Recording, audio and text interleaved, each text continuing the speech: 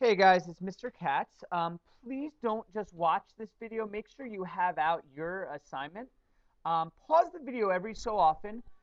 Tell your parents or someone who's watching the video with you what you did to solve this problem. And we're going to go through each one. So for number one, go ahead, read the question that you have, and tell your parents what you got for 1A or 1B. All right, so again, as soon as you're done, pause the video until you're done explaining number one, and then listen to what I did, and we'll do this for all of them, okay? So here's the answer to number one. You basically have this data. It asks you to analyze this, provide all the measures necessary to make a box plot. So the stuff to make a box plot are as follows. You need to find the median. So the median is exactly halfway. So exactly halfway, if I count off or cross off, I would find that halfway there's 1, 2, 3, 4, 5, 6, 7, 8, 9, 10. So the median would be right after the fifth number. So 1, 2, 3, 4, 5. So the median would be right between 89 and 94. So if you do 89 plus 94 and divide that by 2, you find out exactly what's between.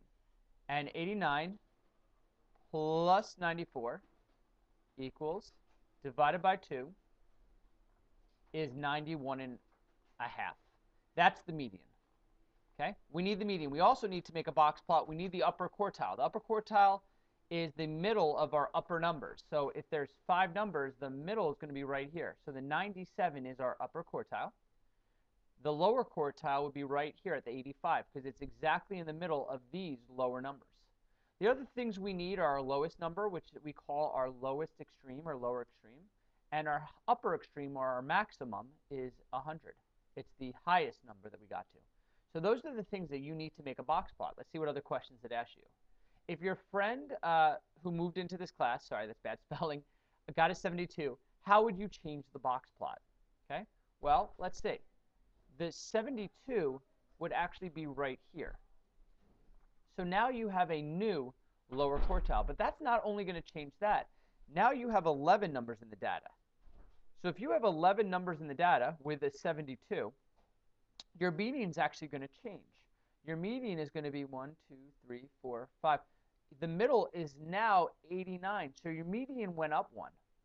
Your lower quartile is now the middle of these numbers, so your lower quartile is right here at 81.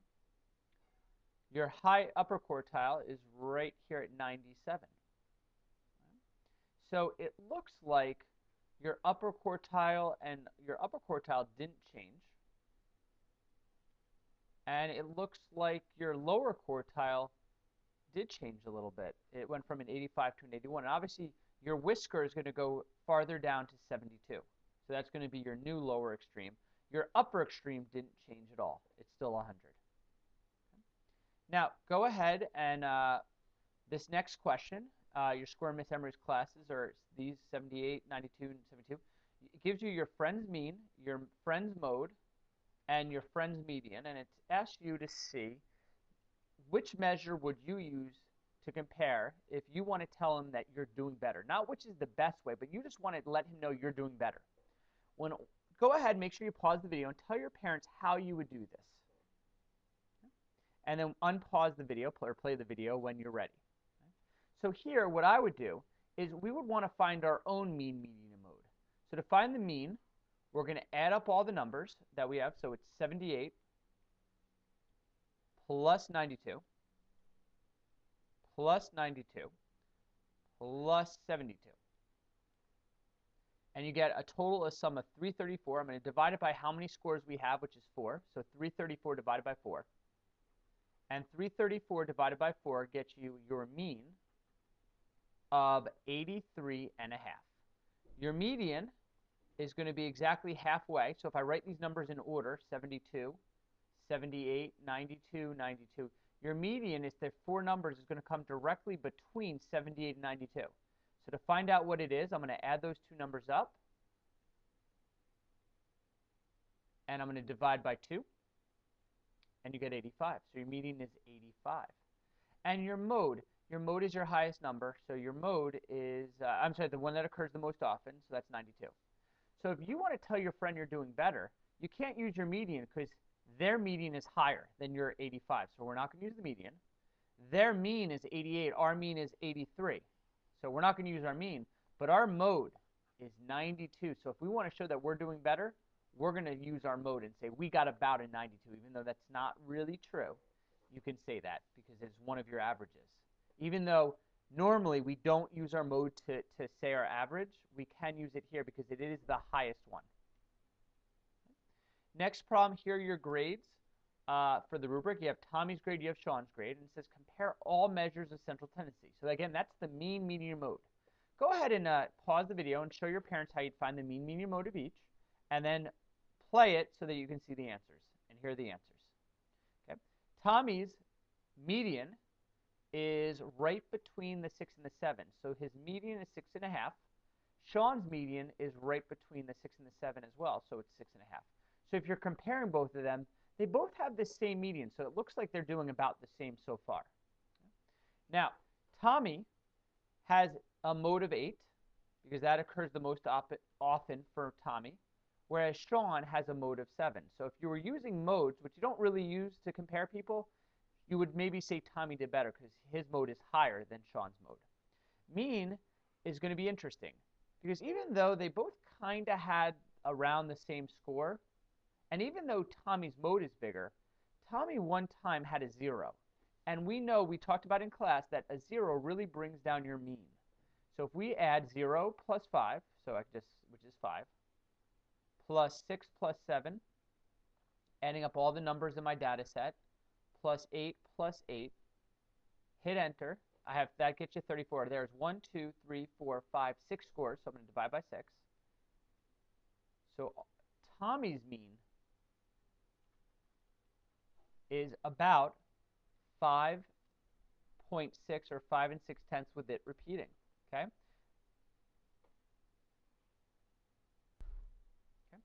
Now, what you're going to notice about the mean is it's a lot smaller than most of the numbers. Tommy did better than like 5.6. Like most of the numbers were 6 or higher, but it's the 0 that really dragged down the mean. Sean's mean would be adding up all of them. 4 plus 5 plus 6 plus 7 plus 7. I could have done 14 there because 7 plus 7 is 14. 8, you get 37. I'm going to divide by the 6 numbers, and you get a mean of 6 and 16/10. Excuse me. And the 6 repeats forever. So that's comparing them. The next question says, which data point most affects the student's measure of tendency? Kind of a weirdly worded question, but what they wanted you to realize is that of all of these, the 0, that data point, because it's not really an outlier, but it's a lot smaller than all of these, that really affected the mean.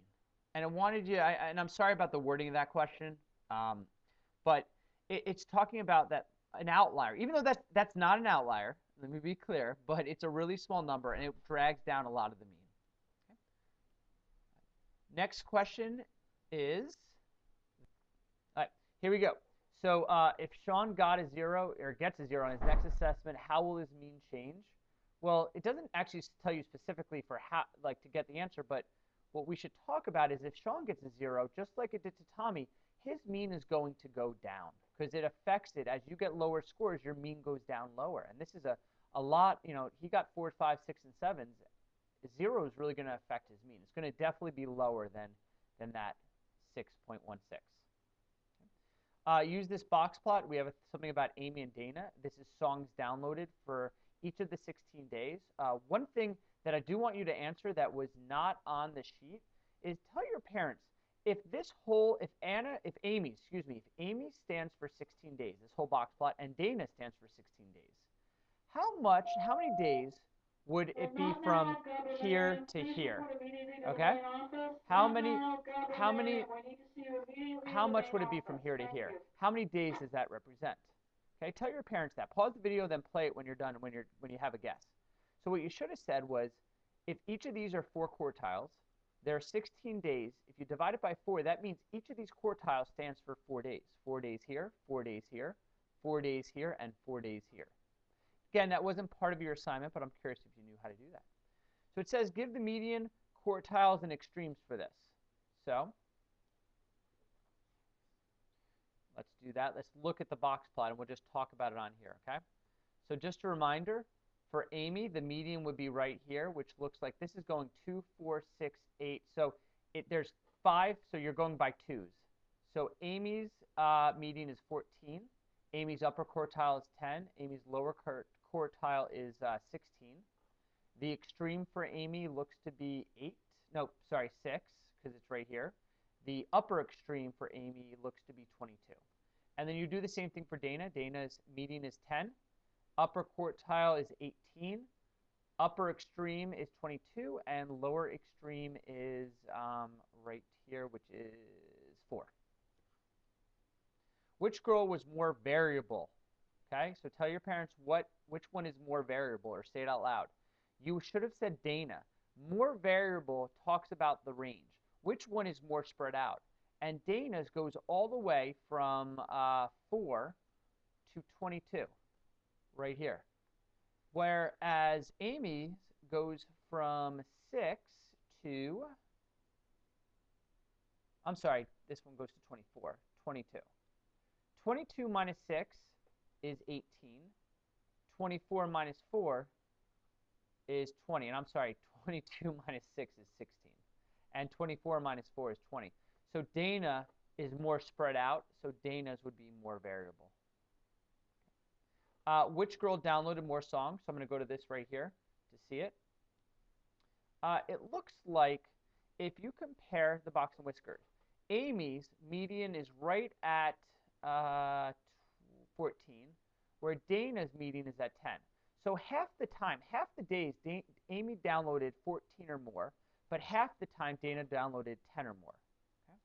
But then again, at the other side, you know, you do have, even though Dana's upper quartile is higher than Amy's upper quartile, if you look at this information right here, okay, Amy's upper quartile is at 10, pretty much around 10. Dana's Dana's median is about 10.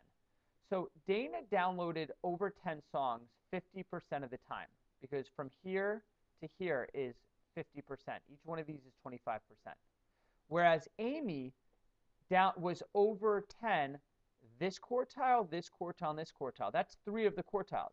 So that means that Amy downloaded over 10 75% of the time. That makes me think Amy downloaded more songs. On how many days did Dana download more than 8 songs? So let's go back to Dana. Let's find out where the 8 is. Right here is the 8. So Dana's 8 would be, let me highlight this, from here all the way over to here. So what percentage of the time did Dana download over 8 songs? So it's 1 quartile, 2 quartiles, 3 quartiles. So 75% of the time, or 3/4. Okay? Now, if the whole thing is 16 days, you could either do 75% times the 16 days, or remember we did before, we said there were 16 days divided by 4. So there's 4 days here, 4 days here, 4 days here, and 4 days here. So over the 8 would be 4 plus 4 plus 4, or 12 days Dana downloaded more than 8 songs. 12 days out of the 16. Okay. Go ahead and rewatch this video if you need to. I went pretty quickly through it, so go ahead and make sure you pause the video when you don't understand something, and talk about the things you got wrong. See what you got wrong, and then talk about maybe where your answer was a little different than my answer and why. Okay? I really hope that helped. I'll ask you tomorrow if that helped, and hopefully we're definitely going to make more videos throughout the quarter.